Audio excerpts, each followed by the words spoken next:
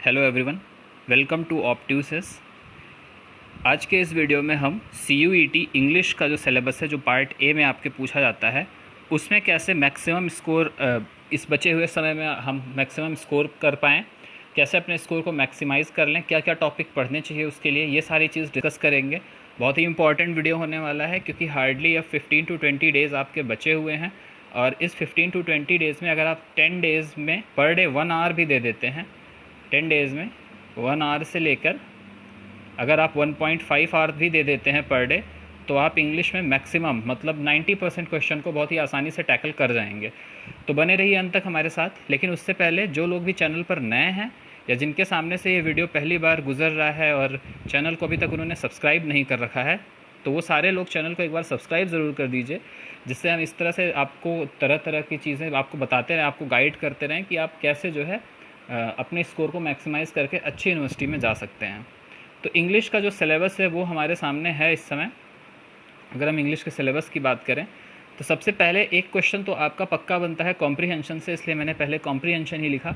अब कॉम्प्रीहेंशन में भी कॉम्प्रीहेंशन करने के दो टाइप होते हैं। एक टाइप होता है आप जब क्वेश्चन से आंसर की ओर जाते हो, क्वेश्चन से पैसेज की ओर जाते हो, मतलब आप क्वेश्चन पढ़ते हो, फिर आप पैसेज पढ़ते हो, फिर आप आंसर देते हो। और दूसरा तरीका होता है पैसेज टू क्वेश्चन। ये दो तरीके हैं, दोनों अपनी अपनी पसंद के तरीके हैं। दोनों में अंतर क्या है पहले तो ये जान लीजिए। पहला तरीका जो है क्वेश्चन टू पैसेज, इसमें आप क्या करते हैं, आप पहले पूरे पैसेज को नहीं पढ़ते हैं, आप क्वेश्चन पढ़ते हैं पहले। क्वेश्चन पढ़ने के बाद क्वेश्चन का जो कीवर्ड होता है आप उसको ध्यान देते हैं, और कीवर्ड को ध्यान देने के बाद आप क्या करते हैं, आप पैसेज में जाते हैं और वो कीवर्ड खोजने की कोशिश करते हैं कि वो कीवर्ड कहाँ पर है, वहाँ से आप आंसर निकालते हैं। जनरली क्या होता है कि अगर आपका जो पहला क्वेश्चन है वो पैराग्राफ के टॉप मोस्ट पोर्शन से होता है, सेकंड क्वेश्चन आपका उससे नीचे, थर्ड क्वेश्चन उससे नीचे, और ऐसे ही आपके क्वेश्चंस पूछे जाते हैं। ये एक जनरल ऑर्डर होता है कि कैसे क्वेश्चन पूछे जाते हैं जब आपका पैसेज आता है। तो इसको अगर हमें टैकल करना है तो हम क्या करते हैं, इसमें हमारे लिए क्या इंपॉर्टेंट चीज़ें हैं। हमें सबसे पहले इंग्लिश पढ़ने में बहुत ही प्रोफिशिएंसी होनी चाहिए, तेज़ तरीके से हम इंग्लिश को पढ़ लें। जब हम तेज़ तरीके से इंग्लिश पढ़ लेंगे तो हम कीवर्ड को पढ़ने के साथ ही तुरंत हम आपके पैसेज पर जाएंगे और वो कीवर्ड फटाक से पिक करके अपना आंसर सही से दे सकते हैं। पहला तो तरीका ये है। तो जो लोग इंग्लिश अच्छे से पढ़ लेते हैं उनके लिए तरीका बड़ा काम का होता है। दूसरा तरीका ये है पैसेज टू क्वेश्चन पे। इसमें आपको क्या है, पैसेज को ध्यान से पढ़ना है, बहुत ज़्यादा ध्यान से पढ़ना है। एक बार आप पैसेज जब पूरा ध्यान से पढ़ लेंगे, आपको पैसेज की जिस्ट समझ में आ जाएगी कि क्या सारांश है, आपको क्या कहना चाह रहा है। जब ये समझ में आ जाएगा फिर आप क्वेश्चन पिक करें और फटाफट 5 क्वेश्चन विद इन 5 सेकेंड आप कर सकते हैं। तो ये दो तरीका है पैसेज को टैकल करने का। तो आई होप अभी आपको समझ में आ गया होगा। जो भी तरीका आपको कन्वीनियंट लगे आप वो दोनों तरीके ट्राई कर लीजिए, जो भी आपको अच्छा लगे वो तरीका आप अपनाइए। और पैसेज जो है वो टाइप जो है वो 3 तरीके के बेसिकली पूछे जाते हैं। इस 3 तरीके में पहला है फैक्चुअल पैसेज होगा, नरेटिव होगा या लिटरेरी होगा। बट आप जब क्वेश्चन टू पैसेज जाते हैं तो आपको इस पर बहुत ध्यान देने की ज़रूरत नहीं होती है, क्योंकि आप कीवर्ड्स पर काम कर रहे होते हैं। लेकिन अगर आप पूरा पैसेज पढ़ के फिर क्वेश्चन पे आ रहे हैं तो आपको ये समझने की ज़रूरत होती है कि पैसेज बोलना क्या चाह रहा है। तो ये दो तरीके हैं जिसके थ्रू आप पहले आसानी से डील कर सकते हैं पैसेज को। आगे बढ़ते हैं इंग्लिश में। अभी आगे और क्या चीज़ है, इसके बाद हमें एक लिखा हुआ टॉपिक दिखाई देता है वर्बल एबिलिटी।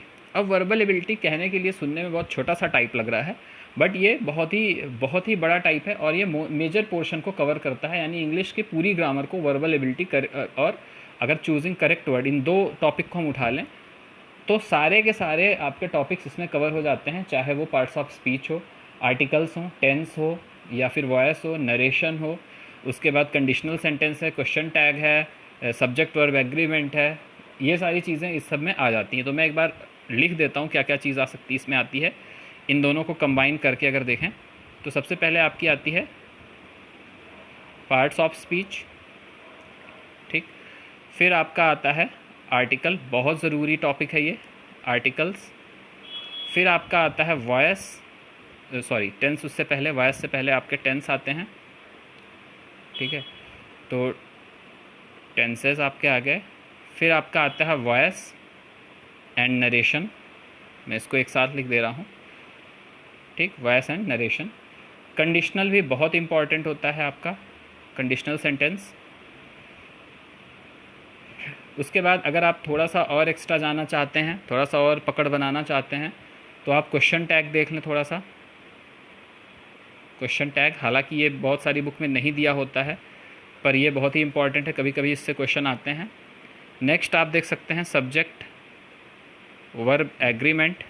तो ये सारे टॉपिक आपके लिए बहुत ही ज़रूरी हैं, लेकिन इसमें से भी आपको क्या पढ़ना है उस पर डिस्कस करते हैं। आप सभी को पता है कि पार्ट्स ऑफ स्पीच में आपकी शुरू होता है नाउन से, noun, pronoun, verb, adjective, adverb, उसके बाद प्रीपोजिशन, कंजंक्शन, ये सारी चीज़ें उसमें आती हैं। लेकिन अभी आपके पास इतना समय नहीं कि आप सारी चीज़ों को पढ़ो, और सारी चीज़ों को पढ़कर आपको अपना समय उतना ज़्यादा आपका वेस्ट हो जाएगा। तो आप पढ़ेंगे क्या क्या, ये देख लेते हैं। तो अगर पार्ट्स ऑफ स्पीच की बात करें, मैं POS लिख रहा हूँ केवल, इसमें आप सबसे पहले वर्ब पढ़ेंगे। वर्ब में आप देख लेंगे नॉन फाइनाइट वर्ब, स्पेशली आप देख लेंगे, ठीक है। नॉन फाइनाइट वर्ब के बारे में ज़्यादातर आप पढ़ेंगे, क्योंकि बाकी वर्ब जो है वो आपकी और जगह कवर हो जाएगी।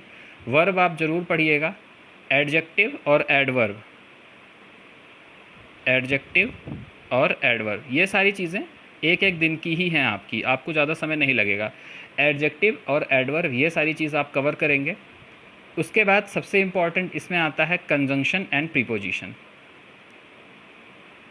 कंजंक्शन आप पढ़ेंगे और प्रीपोजिशन पढ़ेंगे।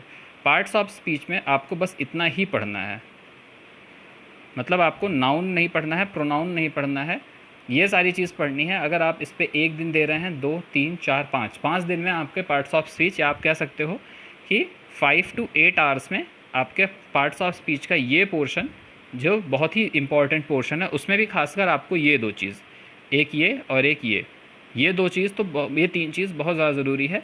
एडजेक्टिव, एडवर्ब और प्रीपोजिशन, ये ज़रूर पढ़ के जाइएगा, इसको बिल्कुल भी मत छोड़िएगा। जब ये 3 चीज़ आप पढ़ लिए, उसके बाद आप में से बहुत सारे लोगों को, सबको लगभग टेंस सबको आता है। टेंस को थोड़ा सा ब्रशअप करिए।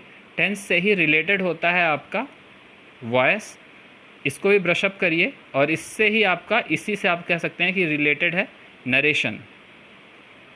तो ये 3 चीज़ आप कर लीजिए, ये 3 चीज़ पढ़ लिए। उसके बाद आपका आता है अगला जो सबसे इम्पॉर्टेंट चीज़ है। ये नरेशन पढ़ने के बाद आपको सब्जेक्ट, वर्ब, एग्रीमेंट थोड़ा सा ध्यान देना होगा। हालांकि वो बहुत ही बेसिक होता है, उसमें बस बताता है कौन सा वर्ड कैसे आता है।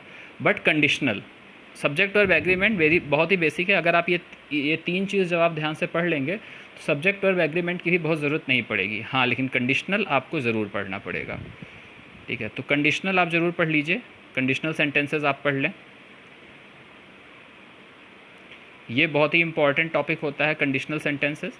जब ये आप कायदे से पढ़ लेंगे, तो अभी तक आपने देख लिया कि आप जब 3 चीज़ ये पढ़ लेंगे, तो कंडीशनल आप जैसे ही पढ़ेंगे, आपका मैक्सिमम चीज़ कवर हो जाएगा इंग्लिश में। इसके बाद आपको कहीं ऊपर से क्वेश्चन नहीं आने वाले हैं। अगर आपको समय परमिट कर रहा है तो क्वेश्चन टैग देख लीजिए। क्वेश्चन टैग में भी 2 से 3 रूल ही हैं जिस पर क्वेश्चन टैग वर्क करता है, तो ये भी बहुत ही आसान सा तरीका है। तो इतना ही करना है आपको, इससे ज़्यादा नहीं करना है। कंडीशनल जब आप कर लेंगे, तो आप एक बार एडजेक्टिव का यूज़ पढ़ लिए, एडवर्ब पढ़ लिए, कंजंक्शन, प्रीपोजिशन पढ़ लिए, फिर आप टेंस, वॉइस, नरेशन पढ़ लिए, कंडीशनल पढ़ लिए, और उसके बाद आप यहाँ पर थोड़ा सा क्वेश्चन टैग पढ़ लिए। तो आपका इंग्लिश का जो ये दोनों पोर्शन है, वर्बल एबिलिटी और चूजिंग करेक्ट वर्ड, ये बिल्कुल सुधर जाएगा। इसमें फिर कोई भी एक्स्ट्रा इनपुट देने की आपको ज़रूरत नहीं पड़ेगी। तो ये ज़रूर कर लीजिएगा। इसके बाद आते हैं वोकेबुलरी वाले में, सेक्शन में। अब वोकेबुलरी में क्या है कि आपकी यहाँ पर है, देखिए, रीअरेंजिंग भी, ये जो सारी चीज़ें हमने पढ़ा है, ये एक्चुअली सब्जेक्ट, वर्ब, एग्रीमेंट का पार्ट होता है। लेकिन आप जब इतनी चीज़ें पढ़ के आएंगे, तो अपने आप ये रीअरेंजिंग कर लेंगे, क्योंकि आपको सेंटेंस फॉर्मिंग तब तक आ जाएगी बहुत अच्छे तरीके से। अब आते हैं वोकेबुलरी में। Synonym, antonym, vocabulary, idiom and phrases, ठीक है। तो idiom and phrases, idiom and phrases, ये सारी चीज़ें हैं। इसका एक ही तरीका होता है कि आपको इंग्लिश के काफ़ी सारी चीज़ें आती रहें। एक और इसमें आता है one word substitution, one word substitution. तो मैं तो यही कहूँगा कि अगर कोई किताब आपके पास है, तो आप 50-50 सब याद कर लीजिए, 50-50 सारी चीज़ें याद कर लीजिए। अगर और पॉसिबल हो तो और याद कर लीजिए, बट एटलीस्ट 50 याद रखिए आप। इसके अलावा थोड़ा सा कॉमन सेंस अगर आप यूज़ करेंगे, तो ईडियम एंड फ्रेजेस हो जाते हैं, बहुत ही आसानी से सॉल्व हो जाते हैं। सिनोनिम, एंटोनिम भी बहुत आसानी से सॉल्व हो जाते हैं। थोड़ी सी ट्रिक होती है। ट्रिक ये होती है कि आपको चारों ऑप्शंस को ध्यान से देखना होता है। कोई ना कोई करके आपके 2 से 3 ऑप्शन अपने आप एलिमिनेट हो जाएंगे मोस्ट ऑफ द केस में। मैं ये नहीं कह रहा हूँ कि सारे केसेस में, बट मैक्सिमम केसेस में ये आपके एलिमिनेट हो जाएंगे। तो इस तरीके से आप वोकेबुलरी वाला ये जो सेक्शन है ये भी डील कर सकते हैं। तो ये कुछ तरीका है जिसके थ्रू हम इंग्लिश को बहुत ही अच्छे से टैकल कर सकते हैं और अपने स्कोर को मैक्सिमाइज़ कर सकते हैं, जिससे हम जो है बाद में एग्ज़ाम में अच्छा स्कोर कर लें और अच्छी यूनिवर्सिटी में जाने का हमें मौका मिले। अगर वीडियो पसंद आई हो आपको, अगर आपको लगा हो कि हाँ थोड़ी इन्फॉर्मेटिव रही है, तो लाइक ज़रूर करिएगा, चैनल को सब्सक्राइब किए रखिएगा। कोई भी क्वेरी हो आप कमेंट सेक्शन में ड्रॉप करिए।